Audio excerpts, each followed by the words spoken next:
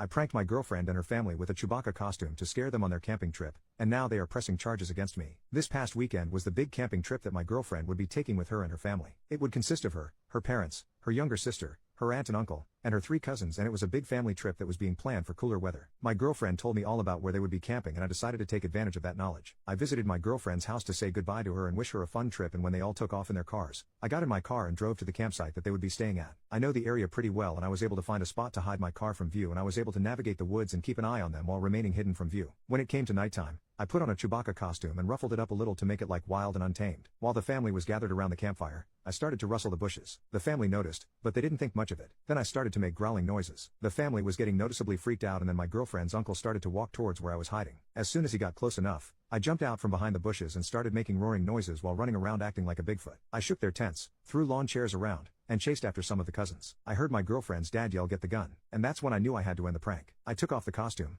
revealed myself, and the entire family was pissed. Long story short, I got yelled at by almost all of her family, and the noise attracted the campsite manager, who kicked me out after hearing what happened. Today I heard back from my girlfriend for the first time since the prank, and she said that she's seriously considering breaking up with me. She just said that she needs some time to think and that she'll let me know when she's made her decision. Now I'm just left, wondering what I do. I'm thinking that I need to pull off a major apology, and I need some advice on what to say to save this relationship. First update: I'm honestly really embarrassed and humiliated about this update. I almost considered not even posting it, but I feel the need to vent and express my frustrations on some way, so here it is. I really hope you don't think too badly of me and you understand what I'm going through after last night. Last night, my girlfriend's family was holding a barbecue in their backyard, and my girlfriend was able to talk her dad into inviting me. He was originally against the idea of me coming, but he was willing to let me come so long as the first thing I do is offer a genuine apology for the prank that I pulled on all of them. I arrived in their backyard, and everybody that I pranked at the campsite was sitting at a table, and they were all clearly waiting for me to arrive. I sat down next to my girlfriend and I began my apology. I stated that my prank was ill-timed, immature, and thoughtless, and I apologized for ruining their camping trip that they had apparently been planning for some time. I tried to make it as genuine and sincere as possible, and when I was done,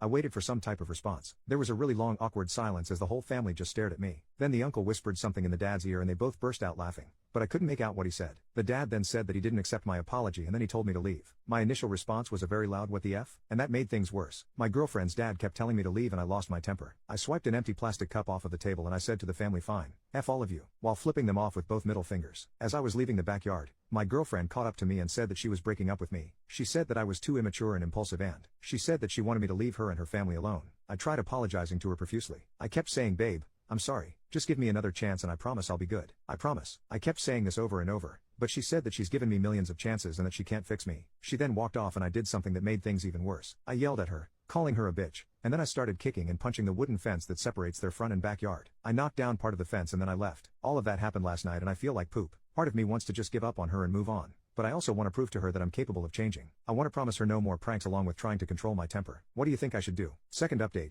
long story short, I got in a fight with my girlfriend and her family last night. She's now my ex-girlfriend, and I lashed out and broke down part of their wooden fence that separates the back and front yard. Her father hasn't contacted me about it, but I'm worried that he's going to come after me eventually. What kind of trouble can I get in? Third update: simply put, I can't stop thinking about my ex-girlfriend. I can barely eat, sleep, or do anything that used to make me happy. Last night I watched my first ever hockey game, and I was excited about that a few months ago, but now I don't even care. I spent the whole game thinking about my ex and how she broke up with me. She's all I think about right now, and I feel like putting in one last effort in making her see that I'm a better man. What should I say to her? What can I do to get her to come back to me? Fourth update: for those who may or may not know, my girlfriend broke up with me because I pranked her and her family by dressing up as Bigfoot and ruining their camping trip, but I think that since some time has passed, my girlfriend might be of a cooler head, and I was thinking of trying to win her back in a clever little way that involves the Bigfoot theme. My idea is to dress up as Bigfoot again, but not to scare anyone. I'm going to dress up, go into her backyard with an old stereo/CD player that still works, and play Sorry by Buckcherry. I'll play it loud enough for her to hear, and I'm hoping she'll accept it and see it as a cute apology. I know it sounds a little cliche, the whole stereo outside the window thing, but I'm hoping that the Bigfoot costume might be a new little twist on it, and it'll be my way of apologizing for the Bigfoot prank. What do you think? Fifth update: after reading through some of the responses from yesterday, I decided to just go for it and get it over with. I dressed up in the ruffled up Chewbacca costume, grabbed the stereo, and walked over to my girlfriend's house at nighttime. We live in the same neighborhood, and there's a shortcut through a little stretch of woods that I take from my place to hers, and that's the route I took last night. I climbed into their backyard and I stood in their grass, holding up the stereo while playing the song that I had intended, Sorry by Buckcherry. The problem is that the stereo was an old piece of poop that I dug up from my basement, and the volume wasn't loud at all. It sounded muffled, and I didn't want to risk moving closer to their house in case I was seen. But I wanted something to come from the night, and I set down the stereo and peered into the window that I knew led to my girlfriend's room. My girlfriend was just playing with her phone on her bed, and I just stared into her room for a little while. I guess I was caught up in staring at her since I hadn't seen her in a few weeks, and I didn't realize that I had been staring in there for a long time. I turned to leave, but I saw one of her neighbors out on their porch, looking directly at me, and they were on their phone. My first thought was that they were probably calling the police, and I panicked. I did something really stupid and tried to go in my girlfriend's house by pulling at their back green door, but her mom saw me trying to get in and she screamed. I then ran back towards the woods and I tried to pick up the stereo, but I really hurt my back while bending over, so I just left it in their backyard. The back pain was also shooting down my left leg and I had to limp away from the house. I limped through the woods back to my house while also cussing at myself over how effed up my plan was. The worst part is that this morning,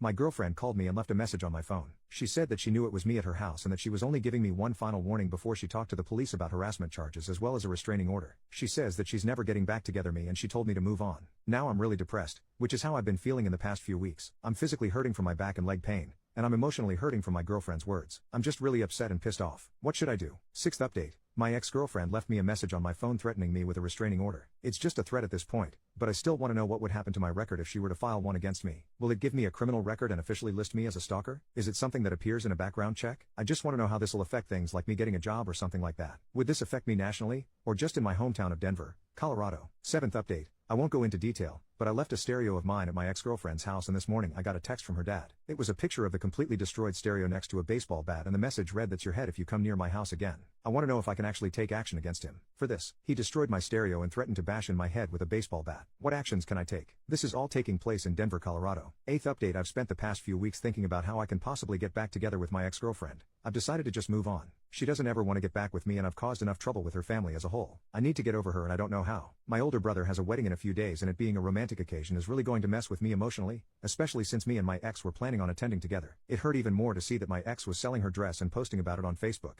I can't get over the memories and all the time we've spent together and it hurts knowing that I lost her because of my immaturity and stupidity. How do I get over her? She's literally the only thing on my mind and it has to end. Help me out, please. 9th update. Last night was obviously Halloween and while I normally don't trick or treat at my age, I ended up taking my little cousin out around the neighborhood while my parents and hers were at a Halloween party. I also figured that I would wear my Chewbacca costume since I wanted to dress up and I didn't have any other last-minute costumes. We walked around our neighborhood for a little while and we ended up on the same block as my ex-girlfriend's house. I knew it was only an inevitability that we would cross her house, but I honestly wasn't worried about it. I figured that her dad may not even be out to see us and all I'm doing is trick or treating. We ended up walking by her house and of course, both of her parents were sitting by their garage with a bowl of candy to hand out. I tried to grab my cousin and make for the opposite direction, but it was too late. I heard my ex's dad yell, "I see you," and he clearly recognized me. I just grabbed my cousin and we made our way back to my house without looking back at my ex's house. We got home, but almost an hour later, the cops arrived and they told me that my ex's dad wanted to press charges on me for stalking and harassment. I'm currently awaiting a court date and I think this is all bullshit. I didn't have any premeditated plans to go near their house, nor did I have any intent with their property. I was simply trick or treating with my cousin and we just happened to come across their home. The dad simply acts as if he's king of the block and he can dictate who walks in the area. What can I do to prepare for my court case? What arguments can I make? I wasn't stalking the house last night and I wasn't planning on doing anything. I simply walked by it while trick or treating and the dad threw a fit. What can I do? 10th update. It's been a little over a month since my girlfriend broke up with me over a prank that was admittedly my fault. It was a dumb,